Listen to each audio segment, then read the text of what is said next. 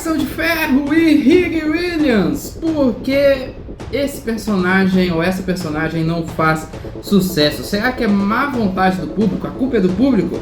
Foi isso que uma página falou lá no X, antigo Twitter, e vamos descobrir se é verdade ou não. Será que a personagem é melhor que o Tony Stark? Será que o Tony Stark é pior que a personagem? É o público que não está aceitando? Se você quer descobrir tudo isso logo após a vinheta. Fala pessoal, sejam todos muito bem-vindos a mais um Comics Review. Para você que não me conhece, meu nome é Rafael Loures e seja bem-vindo ao nosso canal que é Comics, que a gente fala de histórias em quadrinhos, e que é review, que a gente fala de cultura pop. Essas aqui são histórias em quadrinhos feitas por mim, né? Eu sou o autor dessas histórias em quadrinhos, eu trabalho aí com histórias em quadrinhos, e aqui hoje a gente vai discutir um pouco aí sobre essa questão dessa postagem que veio aí de uma página lá no Twitter, o Twitter, como alguns aí, né, conversam, né, que agora é o famoso X, que afirma que o público tem aí má vontade com a personagem da Riri Williams, a Coração de Ferro, porque a série ali ela não está sendo aceita pelo grande público ali. O pessoal tem criticado muito a série e a página afirma que o Tony Stark é arrogante, todo mundo gosta dele, mas a Riri Williams, só porque ela foi arrogante ali em uma determinada parte da série, ninguém acaba gostando dela. Mas por que a Riri Williams não faz sucesso? Será que de fato é o público? Será que é o público que não tem ali uma aceitação? O público que é preconceituoso?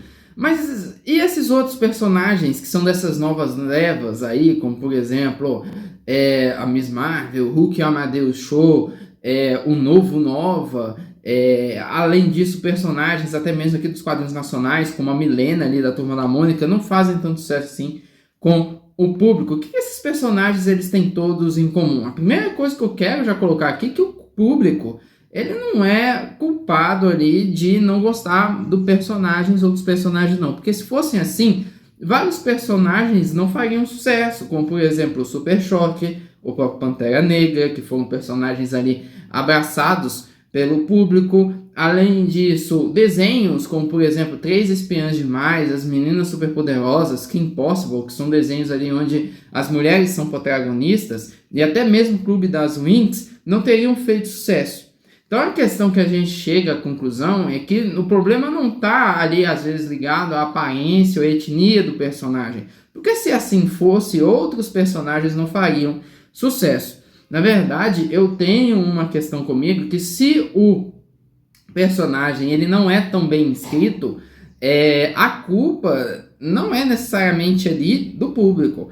E eu tenho uma questão que se um personagem é bem escrito, ele vai fazer sucesso. Um exemplo que a gente tem aí é do nosso amigo conterrâneo aí, né, Maurício de Souza. Eu não sou amigo dele, é óbvio, né, é só uma forma ali de falar, mas a criação recente da Milena. A Milena nos quadrinhos, todo mundo reclama dela, fala que não é uma personagem interessante. E de fato, as histórias da Milena nos quadrinhos não são muito legais. Mas quando você vai para a série da Turma da Mônica ali, que foi feita no Globoplay, a série você tem uma apresentação da Milena sendo muito bem feita, muito bem produzida. Ou seja, o segredo do personagem está na forma que ele é escrito, que ele é desenvolvido, que ele é evoluído ali no texto. E muitos desses personagens não têm disso. Mas tem alguns motivos que eu quero compartilhar aqui para vocês que fazem com que esses personagens não sejam assim personagens abraçados pelo público. E eu listei alguns motivos aqui e eu já vou começar falando com vocês. O primeiro, que é vir com a promessa de substituir personagens icônicos. Esses personagens, a maioria deles, vem com a promessa de substituir personagens icônicos. Talvez esses personagens, os que fizeram assim, deram mais certos foram o Homem-Aranha, Miles Morales, e ali a Miss Marvel, a Kamala Khan.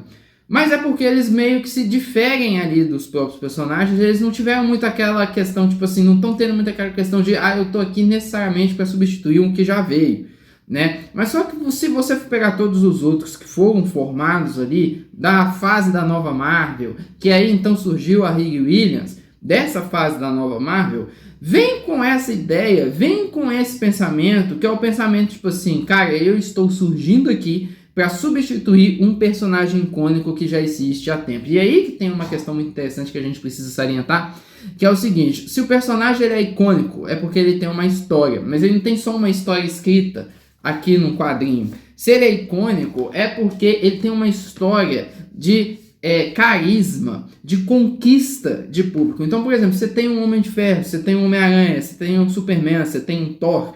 Eles fazem sucesso porque eles foram tão carismáticos com o público, que o público abraçou esses personagens e a história deles vem perpetuando ao longo do tempo.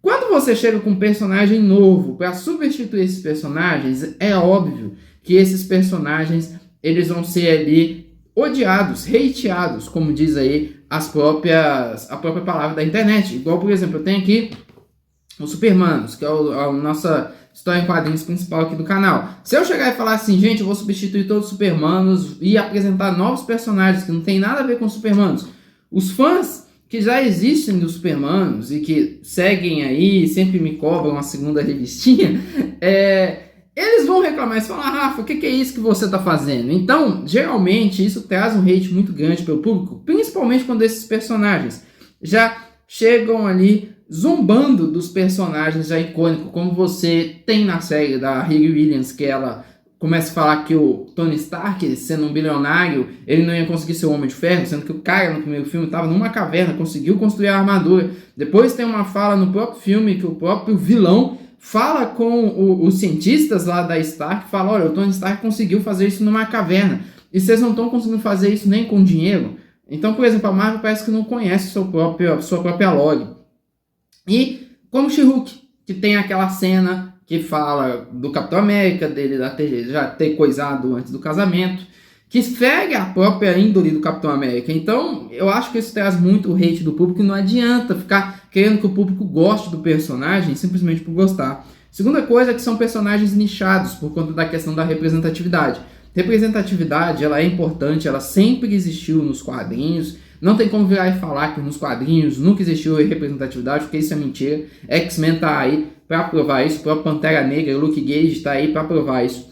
A questão que acontece é que hoje representatividade não é sinônimo de você representar pessoas em tela, mas é sinônimo de você representar uma cambada de ideologia política ali, ou na tela, ou nas páginas de quadrinhos. E isso torna os personagens artificiais, porque eles não estão representando pessoas, mas sim ideias. Eles estão representando aquilo que muita gente tem de ideia de como é as pessoas. Se você for pegar os personagens icônicos, como o Homem-Aranha, eles representam todo mundo, porque eles passam o que todo mundo passa. É por isso que ele faz sucesso. Então hoje a gente tem uma representatividade que, se você for parar para pensar, ela é até mesmo diminuída. Porque ao invés de representar aquilo que as pessoas vivem, aquilo que as pessoas passam, representa aquilo que o roteirista acha que as pessoas vivem de acordo com a visão política que ele tem. E isso reduz muito ali a própria representatividade da mesma. Por isso que não gera ali identificação com o público. E uma prova disso é que o próprio público que eles falam que está sendo representado ali no personagem não se identifica com o personagem. E às vezes se identifica com um personagem já criado, que já está há um bom tempo ali. Gente, um exemplo que eu vou dar. Quando a representatividade ela é boa, a pessoa se identifica até com robô. Vide aí o Transformers, que o pessoal fica querendo ser o Optimus Prime, ou até mesmo o próprio Babumbi ali, e tudo mais. Porque quando a representatividade é interessante, não importa.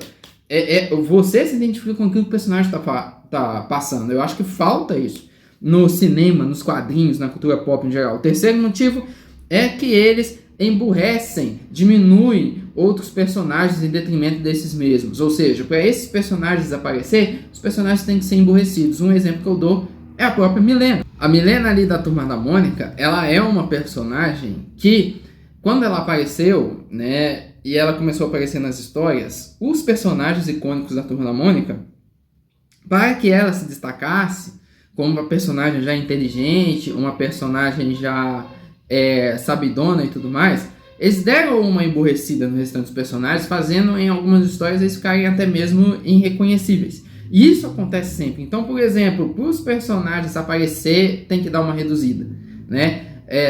E isso causa muita hate vindo do público. O próprio público não gosta disso, porque o público gostou daquele personagem icônico pela história dele. Aí vem um novo, que o pessoal fala, agora você é obrigado a gostar desse personagem aqui, porque eu acho que você tem que gostar. E aí fala pro público isso e mostra o personagem que o público tanto ama sendo diminuído, sendo reduzido, né? Igual, por exemplo, você pega o jogo do Homem-Aranha 2 no PlayStation 4 ou PlayStation 5, aquele que a gente joga contra o Venom, é um jogaço, né? É muito bom.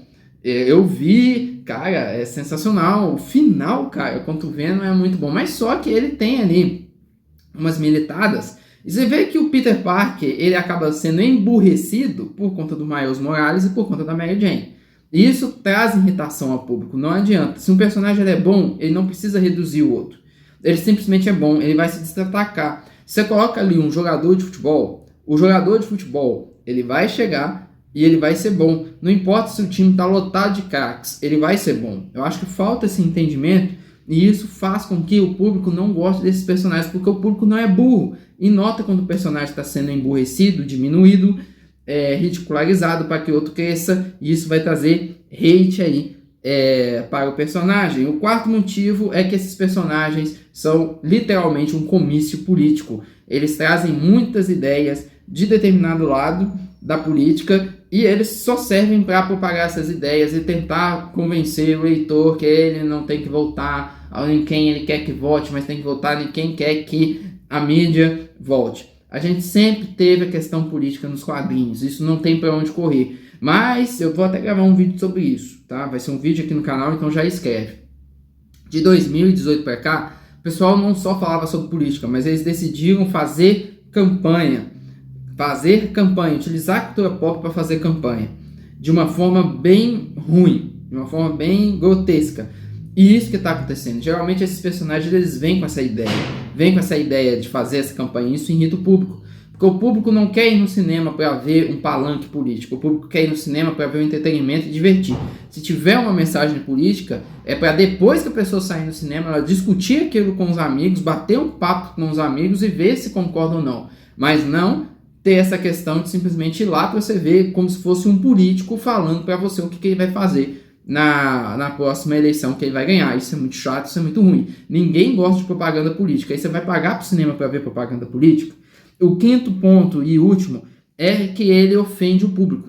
Esses personagens, geralmente, eles ofendem o público. Você pega, por exemplo, a She-Hulk na sua série, ela pega e ela ofende o público abertamente, né? Além disso, você pega outros personagens, você vê esses personagens ofendendo o público. Se não ofende o público ali, de maneira geral, acaba geralmente colocando o nerdola é o vilão, igual, por exemplo, a própria She-Hulk, né?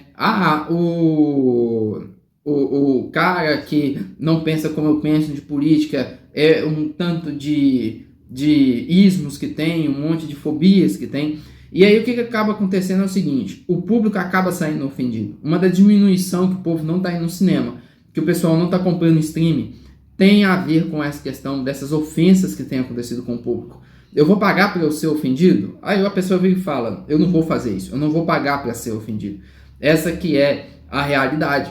E aí, muitas das vezes, as produtoras elas são tão, assim, fora da caixinha, pensam umas maluquices tão absurdas, que eles pensam simplesmente isso, que a pessoa ela tem que pagar, me dar o dinheiro, consumir os meus produtos, mas eu posso xingar ela de tudo quanto é nome e falar mal dela de tudo quanto é jeito, que ela vai continuar me pagando e tudo mais, porque eu estou nesse direito de falar de quem eu quiser e as pessoas não podem não achar ruim, não gostar do que eu estou fazendo. E a gente está vendo que as produtoras elas estão se dando mal por conta disso, porque elas estão tomando em crise, porque ninguém quer ver um filme, quer assistir uma série, quer ver uma história em quadrinhos, né, e ser ofendido por isso, e ser xingado por isso. Se vai ser criticado alguma coisa que a pessoa faz, tem que ser de forma inteligente. E é por isso, gente, que eu quero falar com vocês que se você tá cansado dessa forma de entretenimento, cara,